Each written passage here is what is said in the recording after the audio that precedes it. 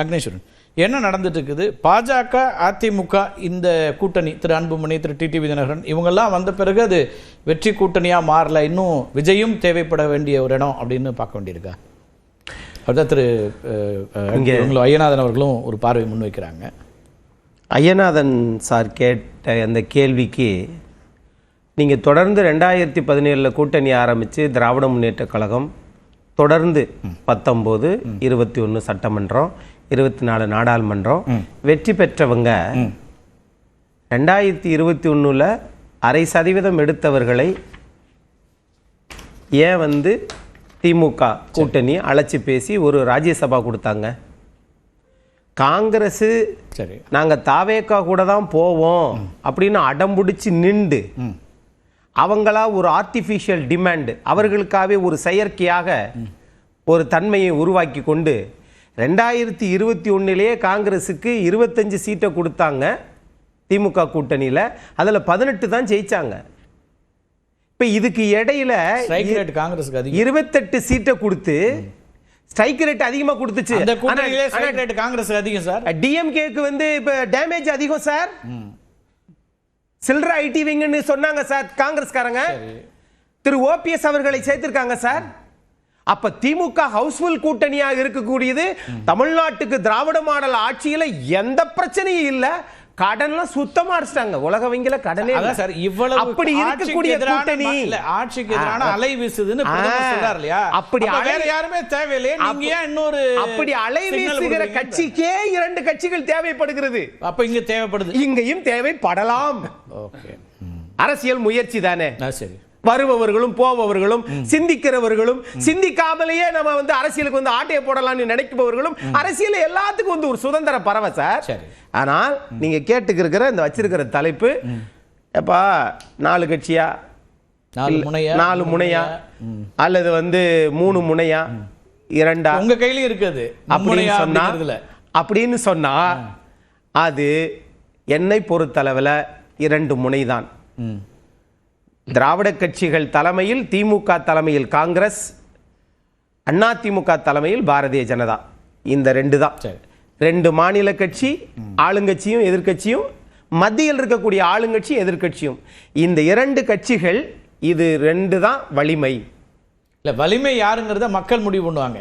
போட்டியா 4 முனை போட்டி இருக்க போதா? திரு விஜய் 2 முனை தான் சார். காங்கிரஸோட நீங்க விஜய் போகல அப்படி பிறகு சரி, அப்ப இப்போ ஒரு வாய்ப்பு இருக்கு அப்படிங்கிற முயற்சியை பாஜகவோ அல்லது தேசிய ஜனநாயக கூட்டணியோ முன்னெடுக்கிறது அப்படிங்கறத இப்ப ஒரு சின்ன ஒரு அரசியல் புரிதலுக்காக கேட்கிறேன்.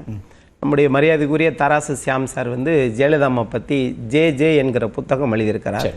அதுல ரொம்ப உள்ள படிச்சு பார்த்தீங்கன்னா, சிறிய புத்தகம் தான், அதில் உள்ள படிச்சு பார்த்தீங்கன்னா அவர் வரிகளை சொல்லியிருப்பாங்க. ஜெயலலிதா மாட்டே பேட்டி கேட்டு அவங்க சொல்லியிருப்பாங்க. என்ன சொல்லியிருப்பாங்கன்னா, இவ்வளவு தூரத்துக்கு நீங்கள் ஒரு கடினமான முயற்சி, இக்கட்டான சூழ்நிலைகளும் மனம் தளராமல் இருக்கிறீங்களே, இது என்ன காரணம் அப்படின்னு கேட்டபோது தராசசியாம் சார் ஜெயலலிதா மாட்டை கேட்டபோது அவங்க சொல்லியிருக்கிறாங்க, 7ஆம் நூற்றாண்டில் அப்பரடிகள் மன்னரை எதிர்த்து அங்கே இருந்தாங்க. அதனால மன்னர் என்ன பண்ணிட்டாங்க, இவங்க ரொம்ப இது பண்ணுறா, ரொம்ப சிந்திக்கிறாருன்னு சொல்லி யானையை கூப்பிட்டு வச்சு இவன் தலையில் வச்சு அழுத்தி கொள்ளுங்கன்னு சொன்ன போது கூட அப்பரடிகள் சொன்னது, அஞ்சுவது ஒன்றும் யாதொன்றும் இல்லை, அஞ்ச வருவதும் இல்லைன்னு 7ஆம் நூற்றாண்டுல சொன்னது.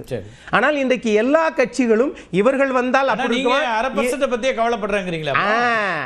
அதைத்தான் சொல்றேன் வரேன். திமுக கூட்டணி அஞ்ச வருவது யாதொன்றும் இல்லை, அவங்களுக்கு அச்சம் இருக்கு, அவங்களுக்கு அச்சம் இருக்கு, சொல்றோம். அதனாலதான் எடப்பாடி பழனிசாமி அவர்கள் அதை பற்றி தாவேக்கா பற்றி பேசவில்லை. சொன்னாரா? ஜெயக்குமார் என்ன சொல்றாரு? வந்தா வரட்டும், அதுக்காக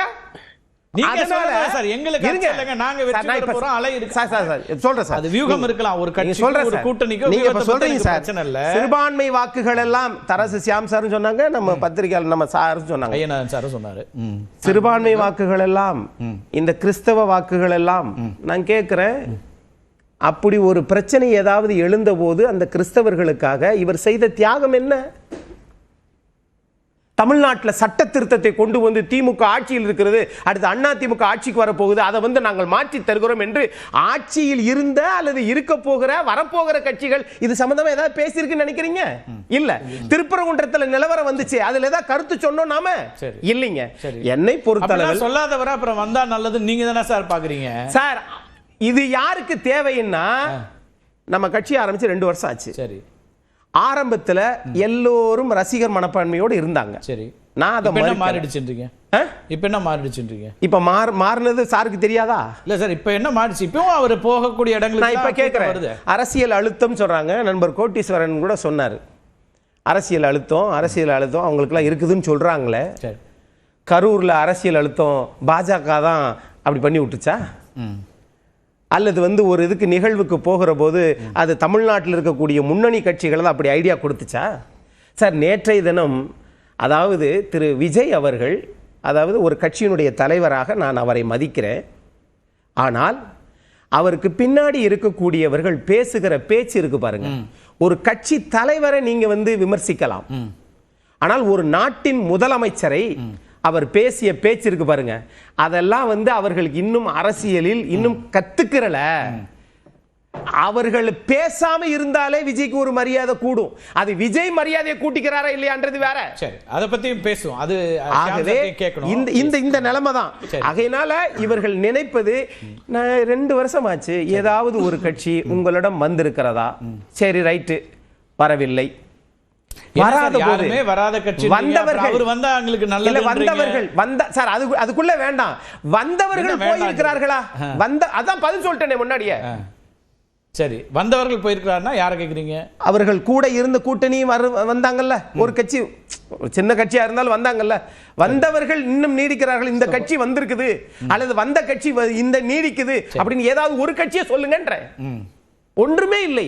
ஆனா பாஜகவும் தமிழ்நாட்டில் அண்ணா திமுகவும் இங்க திமுகவும் விஜய் வந்தா தான் நமக்கு அடுத்த ஆட்சி அமைக்க முடியும் அப்படின்னு நினைக்கிறாங்கன்னு ஒரு போலி பிம்பத்தை கட்டமைக்கிறீங்க பாத்தீங்களா? இல்ல, திரு மதிவாணன் என்ன சொல்றாருன்னா, அழைத்தார்கள், அழைப்பை அவர் ஏற்கவில்லை என்பதனால அவர் மீது இப்படியான ஒரு அவதூறுகளை பரப்புறாங்க. அவர் கூட்டணிக்கு போவாரு அல்லது கூட்டணியை கன்சிடர் பண்றாரு. அக்னீஸ்வரன் பேசுறது வந்து சீச்சி இந்த பழம் புளிக்கும் தான், சீச்சி இந்த பழம் புளிக்கும் தான் திரு அக்னீஸ்வரன் பேசிட்டு இருக்கிறதெல்லாம்.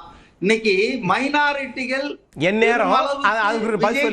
திரும்புறாங்கன்றதால விஜய் மேல ஒரு சந்தேகத்தின் நிழலை பதிக்க வேண்டும் என்பதற்காக இன்னைக்கு போலனாலும் நாளைக்கு போயிடுவார்ப்பா பிஜேபியோட, அவர் என்னைக்கு ஒன்னா போயிடுவார்ப்பா, உறுதியா இருக்க மாட்டார்ப்பா என்ற ஒரு கட்டமைப்பை திட்டமிட்டு சில அரசியல் கட்சிகள் விஜயின் கட்சிக்கு எதிராக பண்றதினுடைய விளைவுதான் பிரதமர் கூட்டத்துக்கு முன்னால இருந்து இது ஆரம்பிச்சாங்க.